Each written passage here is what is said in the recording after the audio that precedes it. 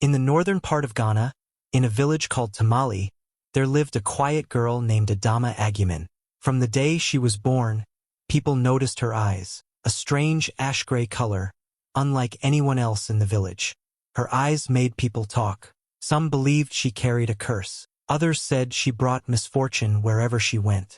They stared at her in silence, whispering behind her back, avoiding her path as though her gaze could bring trouble. Adama had no one but her aunt, Abina Agumen, her father's sister. Her parents had drowned in a flood when she was just 5 years old. Since then, her aunt had taken her in, though not with much warmth. Adama lived simply. She stayed quiet, trying not to draw attention. Every day, she helped her aunt sell vegetables at the market, carried water from the stream, swept dust from their small house, and cooked meals that were often plain. Her ash-colored eyes watched the world with patience. But no matter how much she tried to live quietly, the village didn't forget her difference. Now, the Harmattan season was near.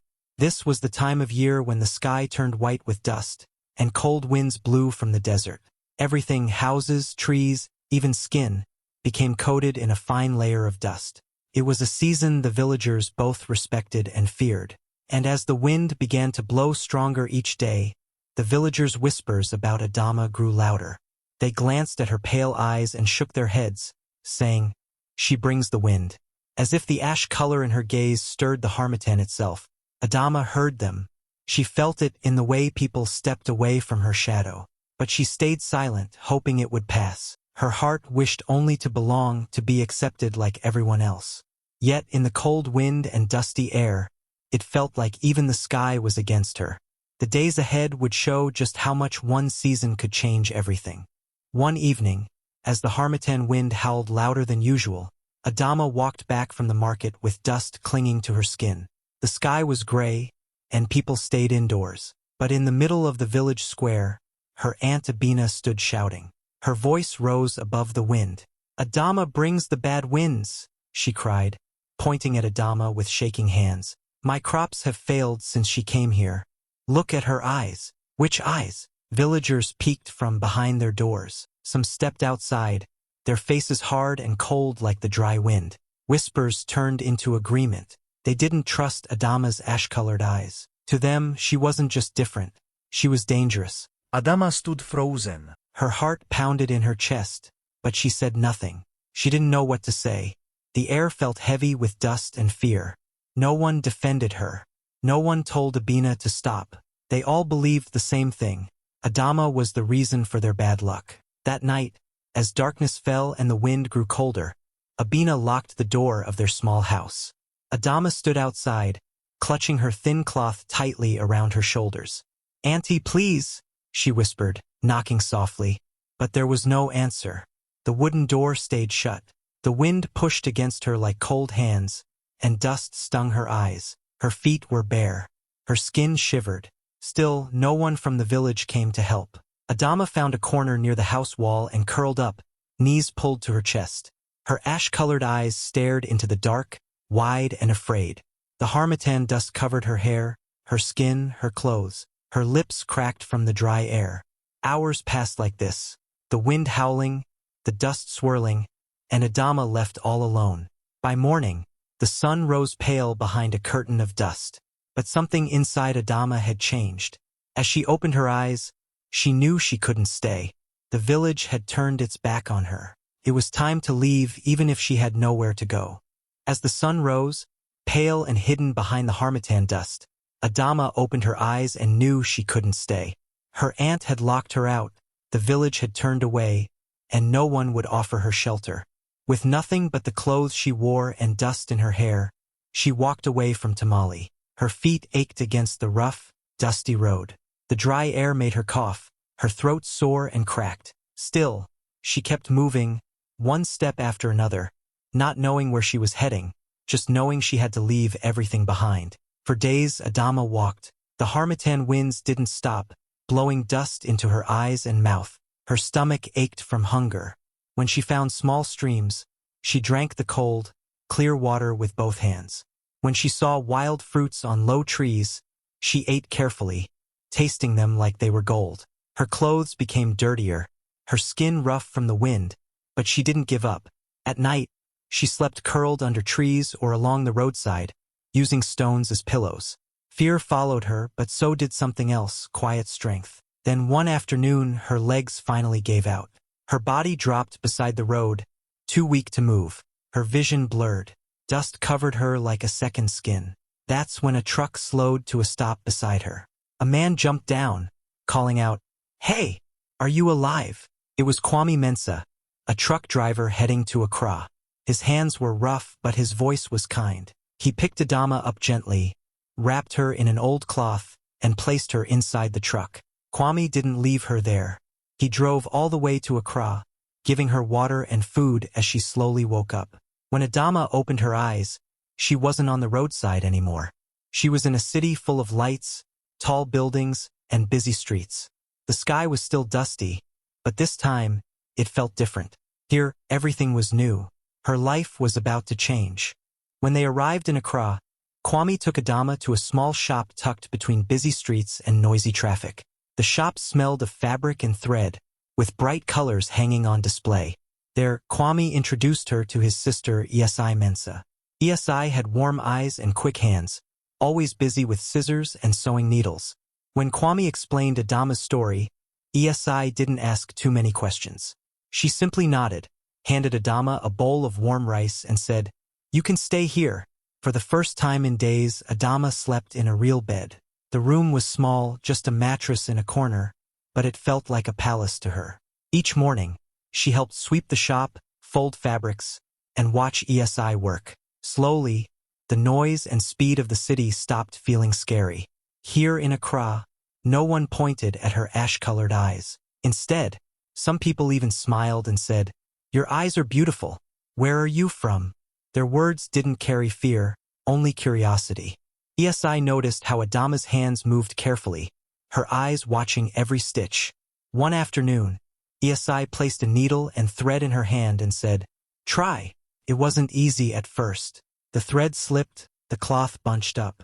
But Adama didn't give up. Day by day, she learned to sew straight lines, to cut fabric smoothly, and to create simple dresses and shirts. Beyond sewing, ESI taught her letters. Each evening after closing the shop, she would sit with Adama, drawing letters in a notebook. "A, B, C," she would say, guiding Adama's hand. At first, the letters looked shaky, but they got better with practice.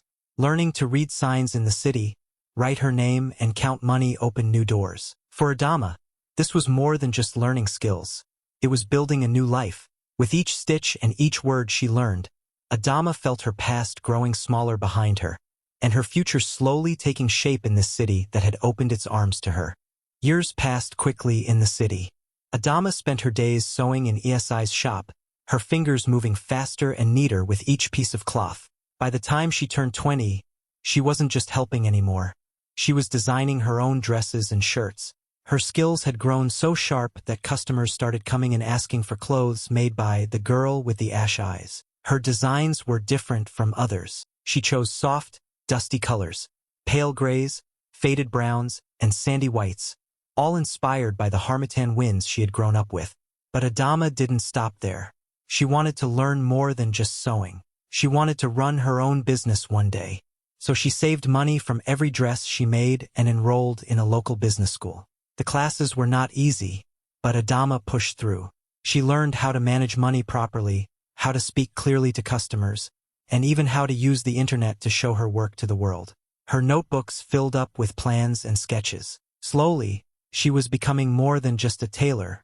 She was becoming a brand. With hard work and patience, she finally launched her own fashion line. She called it Ash Wind Creations, a name that carried both her past and her present. The clothes were light, flowing, and full of grace, like the wind itself. People loved them. What once was a simple shop in a small corner of Accra became something bigger. Soon, shops across Ghana carried her clothes. Her name appeared in magazines and on posters. Even people who had never met Adama knew of the young woman with ash-colored eyes who turned dust and wind into beauty. She became known not just for her fashion, but for her story, the quiet girl from Tamale who had been cast out, yet rose again, shaping her own path with steady hands and clear vision. As Ash Wind Creations grew, Adama's life changed completely. From a small corner in Accra, she now owned her own house, painted soft gray like the harmattan dust that once covered her. But Adama didn't just focus on herself. She remembered how it felt to be alone and lost. So she opened her doors to other orphan girls, quiet girls with no family, just like she once was. She taught them sewing, fashion design, reading, and writing. Her home became a place full of laughter, fabric, and bright thread colors. People now knew Adama not just as a designer, but as a leader and helper. She was invited to events, her name spoken on the radio and in newspapers. Yet even with success and kindness around her, something inside felt unfinished. No matter how far she had come, a piece of her heart still sat back in Tamale, the village that had once locked her out, the aunt who had called her a witch. That past was a shadow she hadn't yet faced. Adama thought about it many nights, sitting by her window, looking out at the busy city lights. She didn't feel anger anymore, only a quiet wish to show them who she had become. Not for revenge, but to remind them that she wasn't the weak girl left in the dust. One morning, Adama made her choice. She packed a suitcase with her finest dresses and a simple ash-colored gown she had made herself, light, flowing, and edged with golden embroidery. Her girls hugged her goodbye, and she promised to return soon. Then she set out on the journey back to Tamale, the village she hadn't seen since the day she walked away in the Harmattan wind. This time, she wasn't a frightened child. She was Adama Aguiman, a woman with a name, a business, and a heart strong enough to forgive. Her past was no longer something she ran from. Now it was part of her story, and she was ready to face it with her head held high. Adama stepped down from the car as the sun burned gently through the Harmattan haze. She wore a flowing ash-colored dress that caught the light, golden embroidery shining with every step she took. Her hair was neatly braided, her posture calm and steady. The dust swirled around her feet, but this time, it didn't touch her heart. She had come home, not as the abandoned girl, but as a woman who had built her name far beyond this village. As she walked through Tamale's narrow paths, people paused mid-step. Old women fetching water stopped to stare. Children tugged on their mother's sleeves, whispering, "Is that her?" Faces she remembered, faces that once turned away, now watched in silence. The village square had not changed much. The same wooden stalls stood there, some with baskets of tomatoes, others with folded cloths. And there, among them, stood Abina. Her aunt looked much older now, her hair streaked with white, her back slightly bent. She was arranging small goods on a table, soaps, matches, bits of fabric. For a moment, Adama simply stood there, watching her. No anger filled her heart, only quiet strength. Slowly, she walked forward. The villagers gathered behind her, murmuring in low voices. Some recognized her dress from posters they'd seen in town. They knew about Ash Wind Creations, but they hadn't imagined its founder was the same girl they once ignored. Adama stopped a few feet from her aunt. The air between them felt heavy with old memories. Abina's hands froze. She looked up slowly, her eyes meeting Adama's. For a long moment, neither of them spoke. The wind moved around them, carrying dust but no words. Then Abina whispered, her voice thin and unsure, You survived?" Adama didn't answer right away. Her eyes stayed calm, her chin lifted. Around them, the villagers waited, watching closely. Adama had come back, not with blame, but with quiet purpose. She had returned to show them her truth, that the girl they once locked outside had not been B. Abina stood still, her wrinkled hands shaking as her eyes locked on Adama. For a moment, there was only silence between them, thick like the dust in the air. Abina's voice broke that silence, low and rough. You survived?" she asked, her face pale with shock. Her words were soft, almost as if she didn't believe what her eyes saw. Adama didn't flinch. She stood tall, meeting her aunt's gaze without anger or pride.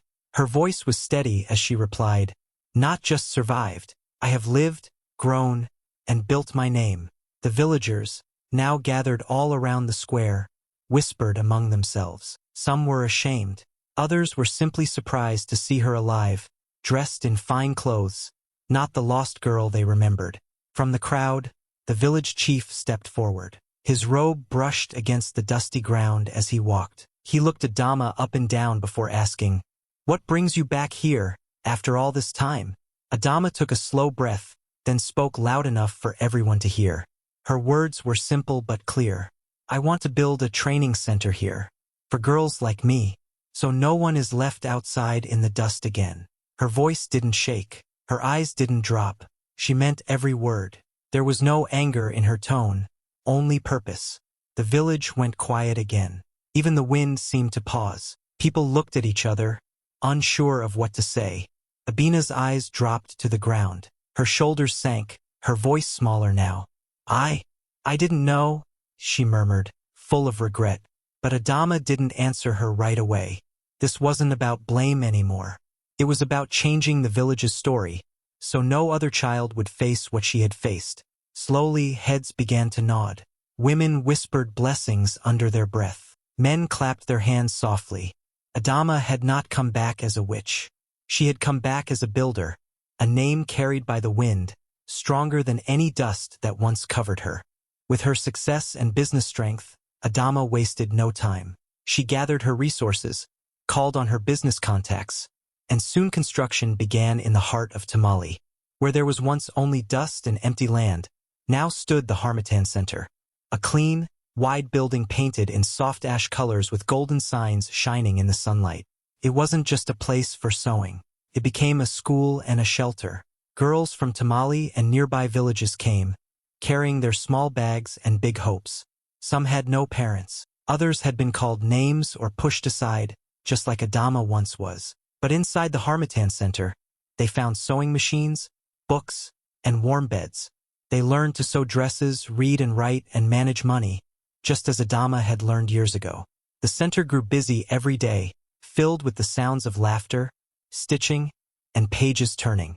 Villagers who once whispered behind Adama's back now watched with respect. They sent their daughters and nieces to learn. The same village that once feared her now proudly spoke her name.